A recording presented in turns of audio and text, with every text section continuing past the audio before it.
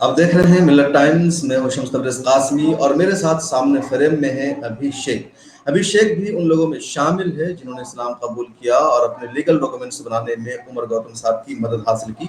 UP police का आरोप है और इस आरोप के तहत उमर गौतम और काजी जहांगीर को गिरफ्तार किया गया है कि इन्होंने 1000 से ज्यादा लोगों का धर्म परिवर्तन कराया है, जबरदस्ती उनके मजहब को तब्दील कराया है।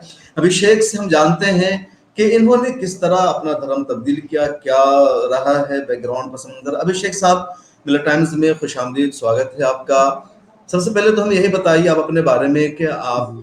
क्या जो बैकग्राउंड है, पस मंजर है, वो क्या है? अ, देखिए मेरा जन्म एक हिंदू परिवार में हुआ जी।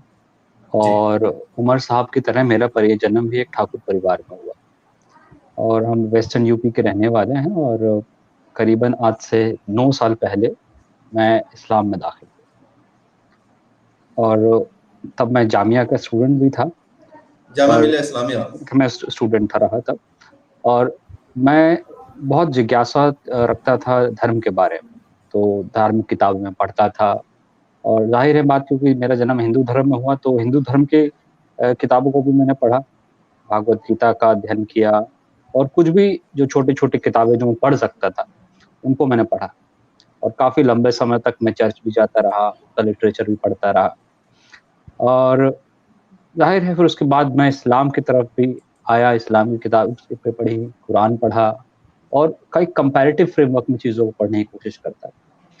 फिर पढ़ने के बाद मैंने मन बनाया कि मैं इस्लाम कबूल करना चाहता हूँ, मैं इस्लाम धर्म को अपनाना चाहता हूँ। फिर एक लंबा सफ़र रहा उसके बाद मेरा मुस्लिम बनने का। अ अ, क्योंकि ये बहुत कहना बड़ा मुश्किल है कि इस वक़्त मैं मुस्लिम हूँ। क्योंकि मुस्लिम बनना एक अपने आप में एक लंबा प्रोसेस है, धीरे-धीरे इंसान पढ़ के, लिख कर, समझ कर कबूल करता है इस्लाम को। ऐसा नहीं कि किसी के पढ़ाने से पढ़ लिया और एक दिन में आप मुस्लिम हो गए। ये एकदम सरासर गलत बात है।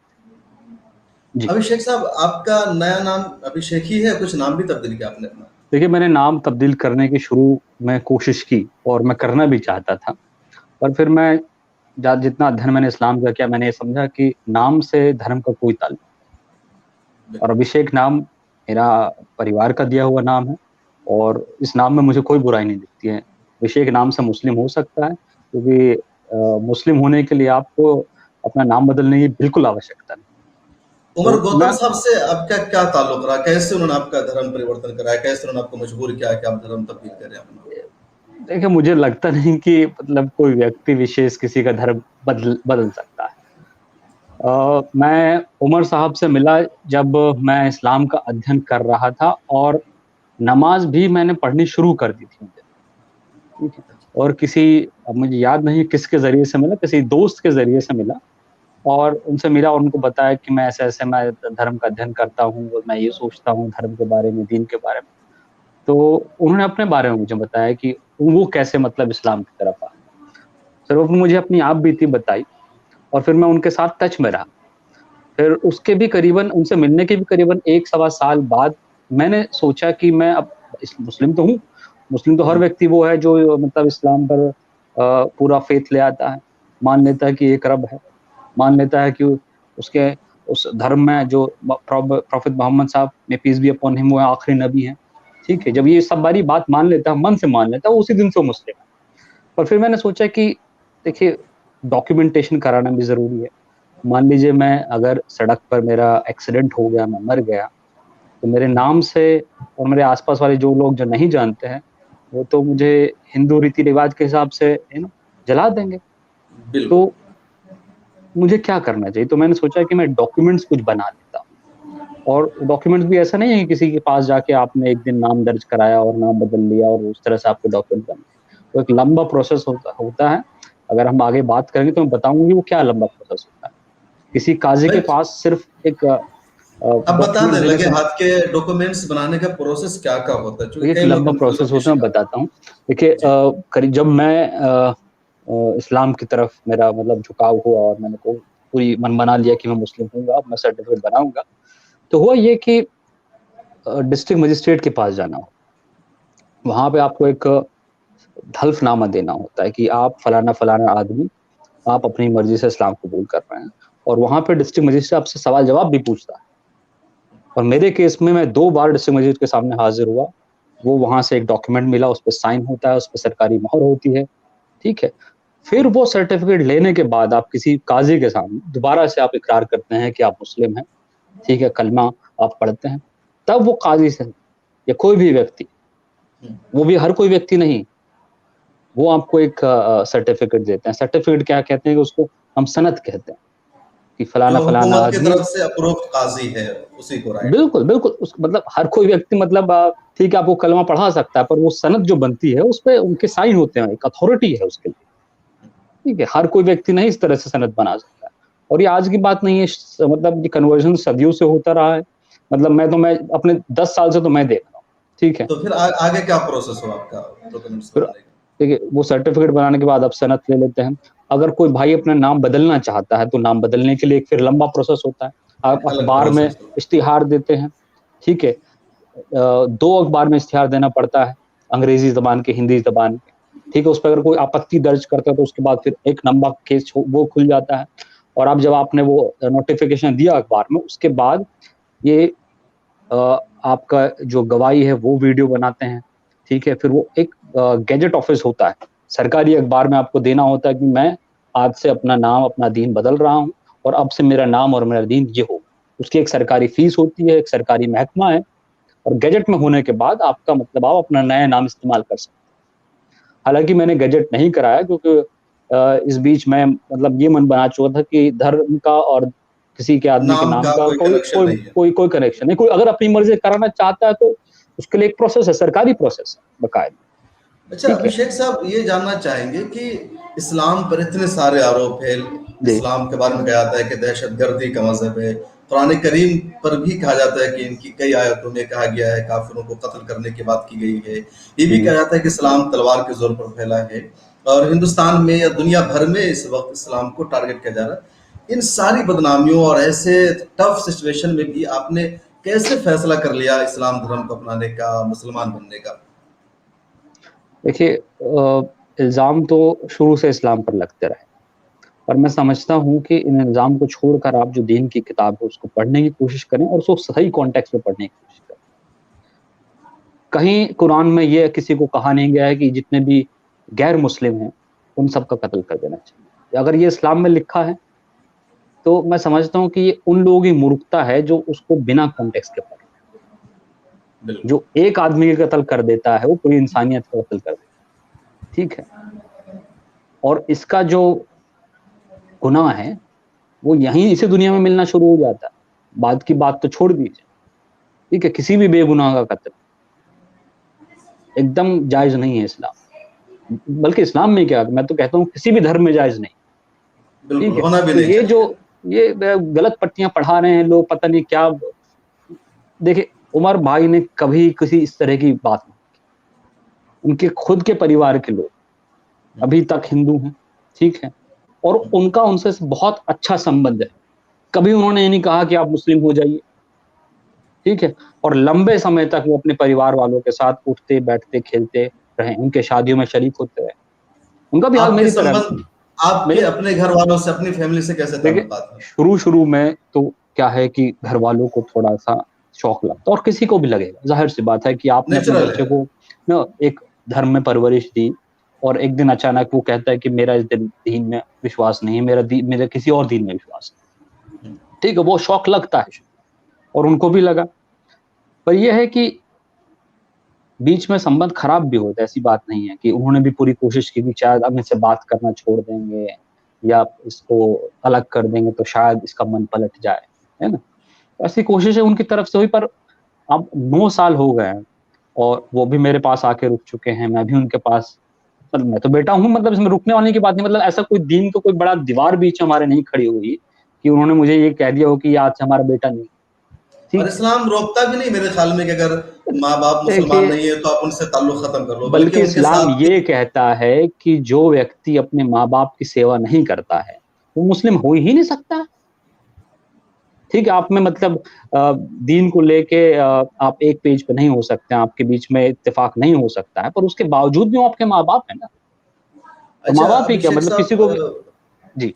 मुझे क्वेश्चन शुरू में करना था, बोले कि आपकी एजुकेशन क्वालिफिकेशन क्या है? ज़रा हमारे ऑडियंस को बताएँ आप। देखिए मैंने जामिया से मास्टर्स किया है, ठीक है? उसके बाद फिर मैंने एमफिल भी किया है और अभी मैं पीएचडी कर रहा हूँ, अच्छा, ठीक है? पीएचडी आप कर रहे हैं, मैं शादी हो कंपैरेटिव चुकी है लिटरेचर आपकी। और फिलॉसफी में मैं पीएचडी कर रहा हूँ फिलहाल। अच्छा, जो नैरेटिव फैलाया जा रहा है उमर साहब के बारे में, या इससे पहले भी नैरेटिव फैलाया गया हुँ, कि हिंदुस्तान में मुगलों या मुसलमानों का राज रहा, तो तलवार के ज़रिए इन्होंने इस्लाम को फैलाया। हुँ, अब उमर साहब, अब तो खैर इनकी मोदी की सरकार है, योगी जी की सरकार है, बीजेपी हर जगह मेजॉरिटी में, इसके बावजूद अब हुँ, उमर साहब पर इल्ज़ाम कि इन्होंने ज़बरदस्ती 1000 हिंदुओं का धर्म परिवर्तन करवाया, शादी का लालच हुँ, देकर, पैसे का हुँ, लालच देकर। आप उनके साथ रहे, ताल्लुक रहा, और आप खुद भी समाज को देखते रहे हैं, आपकी नज़र है, आप पीएचडी के स्टूडेंट्स हैं, हुँ। आप कोई मतलब अनपढ़ भी नहीं है, कोई बच्चे भी नहीं हैं। क्या कहेंगे आप देखिए, इन सब पर? मैं अपने बारे में तो बताऊँगा ही, पर जितने भी लोग मैंने देखा है जिन्होंने मतलब इस्लाम कबूल किया है, उन्होंने ज़्यादातर ने 80-90% ने वो दिमाग रखने वाले लोग। भले ही ज़बान से ना बोल पाते हों, भले ही सुन ना पाते हों, पर उनमें एक समझ है, ठीक है? ज़्यादातर लोगों में। तो ऐसे कोई नौकरी के, पैसे के लालच में कोई दीन कबूल नहीं कर लेता है। और आप मेरी बात कर रहे हैं, मैं मतलब और उमर भाई भी, वो ऐसे परिवारों से आते हैं, हमारी इतनी ज़मीनें हैं, इतनी जागीर है, उस सब को छोड़ के इस्लाम कबूल किया। और मैं ऐसे बहुतों भाइयों को जानता हूँ, जो आज सरकारी नौकरियों पे हैं और मुस्लिम हैं, दीन फ़ॉलो करते हैं, उन्हें कोई डर नहीं है। तो ये बात एकदम सरासर झूठ है कि किसी ने बहला के, फुसला के, ज़बर से या पैसे से या किसी की शादी करवा के या किसी की नौकरी करवा के किसी को बोल दिया हो। मेरी समझ में ऐसा एक केस नहीं।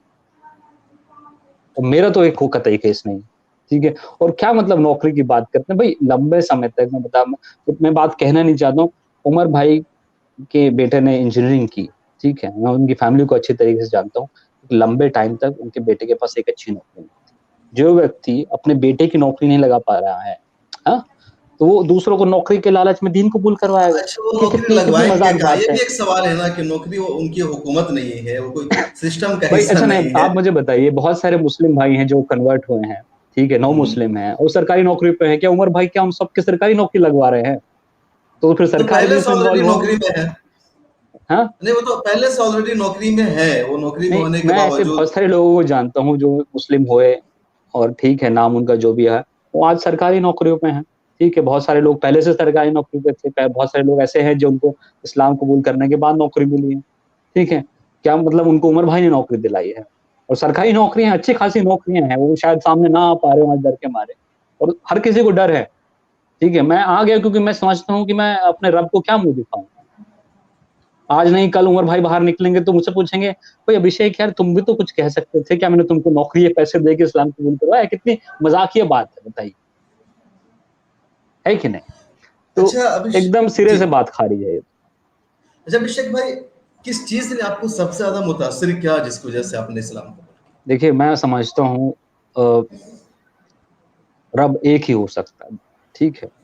और अगर एक ही रब हो सकता है तो हमें ये देखना चाहिए, मतलब हर किसी को देखना चाहिए कि अगर एक ही रब है, दुनिया चलाने वाला एक ही है, सबका मालिक एक ही है, वही बारिश करता है, वही अनाज पैदा करता है, वो इंसान को इंसान बनाता है, तो वो कहाँ है? उसकी उसकी उपासना किस तरह से करनी चाहिए? कंपैरेटिव स्टडी करिए आप रिलिजन की, मैं ये नहीं कह रहा हूँ कि इसको सही, उसको गलत मान लीजिए।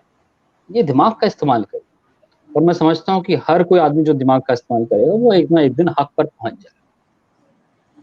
अभिषेक साहब, आप एक पढ़े लिखे व्यक्ति हैं, आप ये तो आप पर्सनल एक्सपीरियंस था मज़हब को लेकर हुँ, के।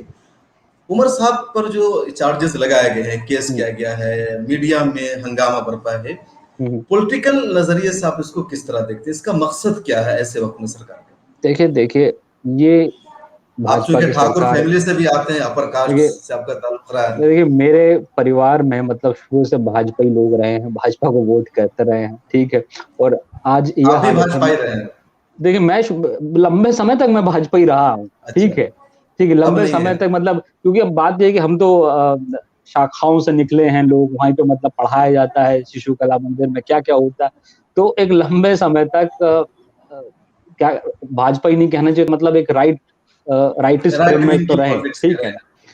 तो आज भी मैं जहाँ से आता हूँ उत्तर प्रदेश में, वहाँ आज आप कोई लॉजिकल बात इतनी आसानी से नहीं कर सकते। ठीक है, मेरे घर में मतलब आप मैं मुस्लिम हूँ, चाहे कुछ हूँ, सब कुछ है, मंज़ूर है आज उनको, पर मैं आज भाजपा की सरकार के बारे में या मोदी के बारे में कुछ बोलता हूँ, बहुत बहस हो जाती है और उस बहस से बड़ा निकलना मुश्किल हो जाता है। तो कई बार मैं उस बहस को वहीं टाल देता हूँ कि अब परिवार का दिल तो नहीं दुखा सकता ना हर बात। तो बात ये है कि आज का जो माहौल है पॉलिटिकल हिंदुस्तान का, चाहे वो सेंट्रल गवर्नमेंट हो, चाहे यूपी की स्टेट गवर्नमेंट हो, वो किसी भी चीज़ में पासिंग मार्क्स नहीं दे पा रही। और बल्कि पासिंग मार्क्स तो छोड़िए, इस तरह से फेल हो रही है कि कोई मतलब 5-5, 6-6 एरिया सब्जेक्ट में फेल हो जाता है बच्चे, यूनिवर्सिटी एजुकेशन। तो अब फेल हो रही है तो उसको कवर अप कैसे करें? तो उनके पास तो पिछला वो प्लैंक है ही, वो हिंदू-मुस्लिम वाला, पोलराइज़ेशन वाला। पोलराइज़ेशन से हमेशा एक ही पार्टी को फ़ायदा होता है, वो है भाजपा। ये अच्छी तरह से जानते हैं। तो वो यही करने की कोशिश कर रहे हैं। देखिए, ये यूपी इलेक्शन तक मामला इतनी आसानी से सुलटने वाला नहीं। यूपी इलेक्शन के बाद धीरे-धीरे, धीरे-धीरे चीज़ें समझ जाएँगी। ठीक है, चाहे उनकी हार हो, चाहे जीत। पर मैं इस बार ये समझता हूँ कि यूपी इलेक्शन इतनी आसानी से ये भाजपा सरकार जीत नहीं पाएगी। ठीक है, भाजपा चाहे वो सरकार कुछ नहीं भी जीत कर पाएगी। ठीक है, क्योंकि ड्राइंग रूम में जो बैठे आज लोग टीवी देख रहे हैं, वो इन सब बातों पे हँस रहे हैं। वही पाकिस्तान पाकिस्तान और आईएसआई का नाम ये ले रहे हैं इसके साथ। आज पाकिस्तान की हालत दाल-रोटी की नहीं, ठीक है? पाकिस्तान आज चाइना का गुलाम हो चुका है, ठीक है? उइगर मुस्लिम्स पे जो हो रहा है, उस पे आप देख ही चुके हैं इमरान खान का क्या कहना है। वो ये मानने को तैयार नहीं है कि उइगर्स में कुछ मतलब ये तो मुस्लिम्स बात के साथ कुछ वाक़ई हो वो मतलब वो अजीब लगता है। पाकिस्तान जो दाल-रोटी के लिए पैसे नहीं ला पा रहा है, वो बगल के देश में धर्मांतरण के लिए पैसे देगा। वैसे इंडियन मीडिया की खबरों पर ये बड़ा मुझे अजीब मुझे भी लगता है कि एक तरफ वो पाकिस्तान का मजाक उड़ाते हैं कि खाने खाने को वो तरस रहा है, भूख से वहाँ के लोग मर रहे हैं। दूसरी तरफ उसी पर इल्ज़ाम लगाते हैं कि वो फंडिंग कर रहा है यहाँ मुख्तलिफ मामलों में। देखिए अच्छा जी, जी, जी आप कुछ आप कह रहे थे, बोलिए। पूरी बात कर लीजिए। नहीं, आप बोलिए जो बोल रहे थे। मेरी देखिए, बात हो गई तो। पाकिस्तान का हाल बहुत बुरा है, ठीक है? और कुछ साल और बीत जाने दीजिए, मुझे तो लग रहा है कि पाकिस्तान जो है सिमट के इतना रह जाएगा, वो पूरा हिस्सा धीरे-धीरे, धीरे चाइना कब्ज़ा कर लेगा, ठीक है? तो हालत ये है इकोनॉमिक हालात पाकिस्तान के, बहुत बुरे हाल हैं। वो पैसे देंगे, बताइए? अच्छा, आप उमर साहब के साथ रहे, अब घर से हुँ, भी ताल्लुक़ है। उन पर आरोप है कि यूके से, यूएसए से और बाहर के कई मुल्कों से फंडिंग हो रही है, एसआई के अलावा भी। हुँ, क्या हुँ। सच्चाई है? क्या जो लोग उनके देखिए, आते थे, उनकी बड़ी जितना मदद करते थे, फंडिंग करते थे उमर साहब, क्या करते देखिए, थे मतलब? मेरी समझ में मैंने कभी ऐसा हाल नहीं देखा। हुँ, मतलब जितने भी हम रिवर्ट भाई थे, हम लोग छोटा-छोटा पैसा करके एक अपना सालाना जलसा करते थे, ठीक है? हुँ, उसको हम एनुअल कन्वोकेशन कहते हैं। ये हुँ, लोग पता नहीं क्या कह रहे हैं कि मतलब एक जलसा करके लोग कन्वर्ट कर दें, नहीं, जो लोग कन्वर्ट हो चुके हैं, वो लोग आपस में बातचीत करते रहे हैं, उनका मिलन बना रहे, उसको लेकर एक फंक्शन होता था सालाना। और उसके लिए हम क्या करते थे, फंड हम आपस में इकट्ठा करते थे। मैंने 1000, तुमने 500, उसने 200, इस तरह से इकट्ठे फंड होते थे। मैंने तो कभी ऐसा नहीं देखा कि हमारे पास सफिशिएंट मतलब उमर भाई के पास सफिशिएंट पैसे हों किसी काम को करने के लिए। कहीं न कहीं बजट में कुछ न कुछ अच्छा, कटौती हमेशा होती थी। अपने प्रोग्राम का तज़किरा किया जो एनुअल फंक्शन होता था, जी, उसमें क्या होता था? उसका एजेंडा क्या होता था इस फंक्शन का? उसका एजेंडा सिर्फ़ ये होता था कि हम लोगों से सुनें, जो कन्वर्ट हो चुके हैं, वो क्यों कन्वर्ट हुए, ठीक है? मिसाल के तौर पे कोई व्यक्ति है जो यूपी से है, वो कह रहा है कि मैंने ये सब परेशानियों को झेला, जब मैं कन्वर्ट होने के बारे में मैंने मन बनाया या जो मैं कन्वर्जन के बाद जो मैंने झेला। तो इन सब प्रोग्राम का एक ही एजेंडा होता था कि अगर कोई कन्वर्ट हो रहा है, तो उसके हालात को कैसे सही कर सकते हैं। और पहली जो सबसे अच्छी बात जो हम कर सकते हैं, वो कर सकते हैं उसको सोशल सपोर्ट देके। क्योंकि एक आदमी अपना दीन छोड़ के किसी दीन में चला जाता है, किसी भी दीन में चला जाए, तो वैसे ही वो अकेला होता है। तो वो व्यक्ति अकेला ना महसूस हो, इसको लेके मतलब एनुअल फंक्शन तो एक बड़ा फंक्शन है। महीने में 1 बार मिल लिए, फ़ोन पे बात कर, एक फैमिली सपोर्ट होता था और कुछ इसका मकसद। बाकी एक मकसद ये होता था कि जो इस्लाम है, दीन है, उसके बारे में और थोड़ा हम समझें और पढ़ें और मोटिवेट करें एक-दूसरे को। ये एक इसका मकसद था दूसरा। शादी को लेकर बड़ा हंगामा किया जा रहा है कि जी, वो लड़कियों से शादी करने के लिए लोग इस्लाम जी। कबूल करते थे, हुँ, उनके यहाँ आते थे हुँ, और वो हुँ, मुस्लिम समाज की लड़कियों से शादी करा देते। इसलिए भी लोगों का बड़ा हुँ, मैलान था उनकी जानिब या उनके यहाँ आते थे, मज़हब हुँ, तब्दील हुँ, करते थे। हुँ, हुँ। देखिए, मैं तो ऐसे कुछ केसेस जानता हूँ, जिसमें शादीशुदा जोड़े ने शादी के कई साल बाद ये फैसला किया कि हम मुस्लिम होना चाहते हैं। अपनी मर्ज़ी से मुस्लिम हो गए। पूरा परिवार मुस्लिम हो गया, ठीक है। हाँ, ऐसे भी केसेस हैं जहाँ पे एक मुस्लिम भाई है। अब एक बताइए, एक मुस्लिम भाई जो नया नो मुस्लिम भाई जो इस्लाम कबूल कर चुका है, उसकी शादी नहीं हो रही है और उसको लेके वो परेशान है, तो आप क्या करेंगे? आप उसकी शादी नहीं कराएँगे, पर आप ये बता सकते हैं कि भाई ये ऑप्शन हैं, आप देख लीजिए, इनसे बात कर लीजिए, यहाँ पर कुछ हो सकता है, तो यहाँ पे देखिए अरे जो एक ये तो अरेंज अखलाक अरेंज समाजी। मतलब एक अरेंज मैरिज में क्या होता है? किसी की ज़बरदस्ती शादी नहीं करा दी जाती है। तब दोनों पार्टी कहती हैं, हाँ, ये आदमी सही है, ये आदमी सही, ठीक है, शादी हो सकती है। ये मतलब इस्लाम को हटा भी दें, ऑर्गनाइज़ेशन को भी हटा दें, उमर भाई को भी हटा दें, कहीं पे भी ये होता है। आप मेरे पास आए, आपने कहा कि भाई मेरे पास नौकरी नहीं, मेरी नौकरी चले।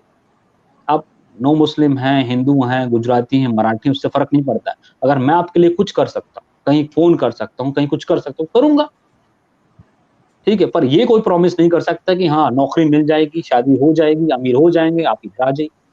ये कोई प्रॉमिस नहीं कर सकता है और ना कोई करता है और ना किसी ने किया है।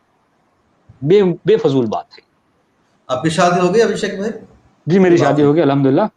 चलिए माशाल्लाह, मुबारक हो आपको। नहीं क्यों आखिरी ये कि आपका आखिरी मैसेज क्या पैगाम देना चाहेंगे देखिए हिंदुस्तान के देखिए, सब लोगों को, जो हिंदू लोग इस मुसलमान सभी को? कंट्रोवर्सी को बहुत नज़दीक से देख रहे हैं, वो जी। इसको और जो अपना दिमाग का इस्तेमाल कर सकते हैं, वो साफ जानते हैं कि कन्वर्जन हमारे कॉन्स्टिट्यूशन इसको मंज़ूर करता है, कन्वर्जन हो सकता है। सिर्फ़ इस्लाम के अंदर ही कन्वर्जन नहीं, इस्लाम को कोई छोड़ के बाहर भी जाता है, तो वो भी कन्वर्ट कर सकता है। उसकी भी आज़ादी है इस देश में।